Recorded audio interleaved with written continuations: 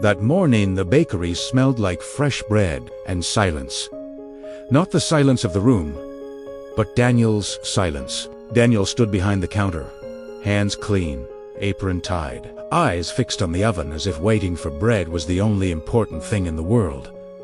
But he wasn't waiting for bread. He was waiting for the moment someone would say what they always said. "I need your help," and he would answer what he always answered. Of course. Daniel lived in a small town where everyone knew everything, even if no one said it out loud. People respected him. They considered him responsible. They said Daniel was a good son, a good worker, a good man, and he did everything he could to protect that image. Not out of pride, but out of fear of disappointing people. Because Daniel had learned something early in life, something that stuck to him like a second skin. If you disappoint someone, you lose your place, and Daniel didn't want to lose his place. The problem was, Daniel didn't only help when he could. He helped even when he couldn't. He helped when he was tired. He helped when he was sick. He helped when he had nothing left. And still, he always found a way to say yes. As if that yes was the price of being loved. That morning, his mother appeared at the bakery door. Clara had her hair tied back, a shopping bag in one hand, and that look Daniel knew too well. The look that said, "This depends on you too, Daniel." "I need you to come with me to the market today," she said without hesitation. "I can't carry everything alone." Daniel glanced at the oven. The bread wasn't ready yet. He looked at the clock. The day had barely begun, and inside him, the same automatic thought appeared. "If I say no, I'll disappoint her." Daniel took a breath. "Okay, Mom, I'll go." Clara relaxed immediately, as if life had returned to normal, and Daniel felt the same familiar weight settle in his chest. Later, when he finally returned, his boss was waiting by the entrance. Mr. Alvaro, the owner of the bakery, was a serious man, with a quiet voice and firm steps. "Daniel, I need you to stay longer today," he said. "Tomorrow's fare means double the bread." Daniel felt exhaustion rise like a wave, but he didn't argue. He only said, "Yes, Mr. Alvaro," and there it was again, another yes that didn't come from choice, but from fear. At midday, Daniel sat for a moment on a wooden bench behind the shop. From his pocket he pulled out something he always carried, a small, worn piece of rope, tightly coiled. It had belonged to his father. His father used it to tie flour sacks, bread boxers, heavy loads. Before, at the Eid, he gave it to Daniel without saying much. Only this, so nothing falls. Daniel kept it ever since. Like a lucky charm, like a responsibility, like proof that he had to hold everything together. That afternoon, the town grew busy. Carts rolled by. People rushed around. Children ran laughing through the streets. Daniel was pulling trays from the oven when his friend Mateo arrived, his face tense. "Daniel, I need a huge favor," Mateo said. "My brother is sick, and I have no one to cover my stall. Can you take it for a couple hours?" Daniel looked at him. He knew it was too much. He knew he didn't have time. He knew his body was already past its limit. But Mateo quickly added, "You're the only one I trust." And that sentence hit the exact place Daniel always gave in. Daniel swallowed. "Yeah, sure." Mateo smiled with relief.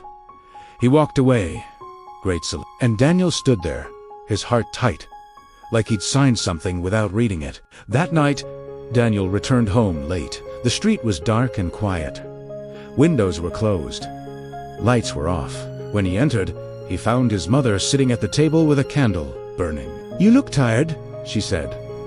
Daniel forced a small smile. "I'm fine." But he wasn't. He sat down, elbows on the table, and it felt like his chest was filled with stones. Clara watched him quietly for a moment. Then she said something Daniel never expected to hear. "Your father used to say, 'I am fine too,' even when he wasn't." Daniel lifted his eyes. He was strong. Clara shook her head. "No? He was scared." The air in the room changed. "Scared of what?" Daniel asked. the candlelight reflected in his mother's eyes, scared of disappointing everyone. Daniel froze as if someone had finally spoken the truth he never allowed himself to think.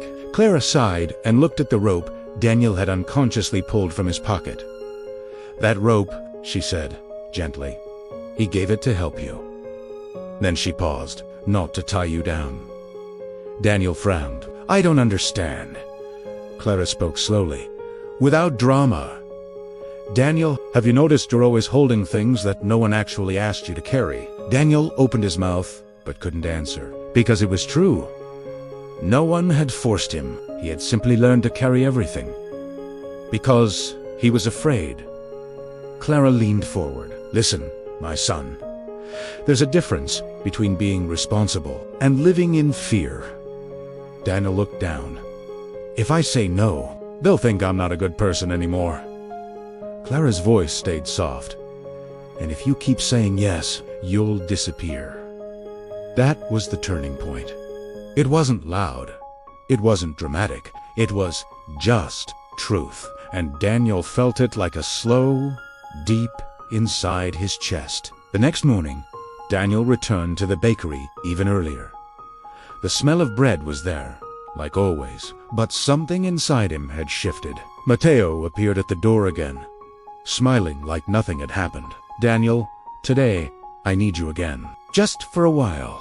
Daniel felt the rope in his pocket. He squeezed it, and for the first time, before answering, he asked himself something simple. "Is this mine? Or am I carrying it out of fear?" Daniel took a breath. "I can't, Matteo." "Not today," Matteo blinked. "What do you mean you can't?"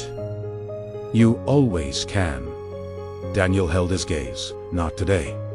Matteo stayed quiet for a second. Then he muttered, "I thought I could count on you." Daniel felt that old fear trying to take control again. But he didn't step back. He only said calmly, "You can count on me when I'm able to, not when it breaks me." Matteo didn't answer. He walked away uncomfortable. And Daniel felt something strange. Sadness and relief. Later, Mr. Alvaro came with his list. "Daniel, you're staying late again today." Daniel swallowed, and for the first time in a long time, he heard his own voice clearly. "No, Mr. Alvaro, not today." The man stared at him like it was disrespect. "What did you say?" Daniel spoke without aggression. "I can stay tomorrow.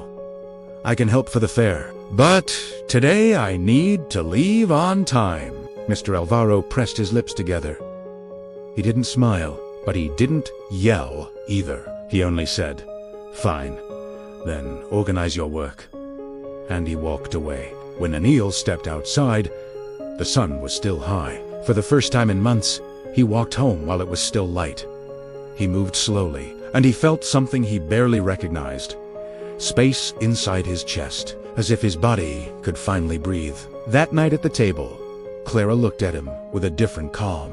"How was your day?" she asked. Daniel placed the rope on the table. He uncoiled it slowly. And he said, "Today." I said no. His mother smiled gently. "And did you disappoint someone?" Daniel thought for a moment. "Yes." Clara nodded. "Good." Daniel stared at her.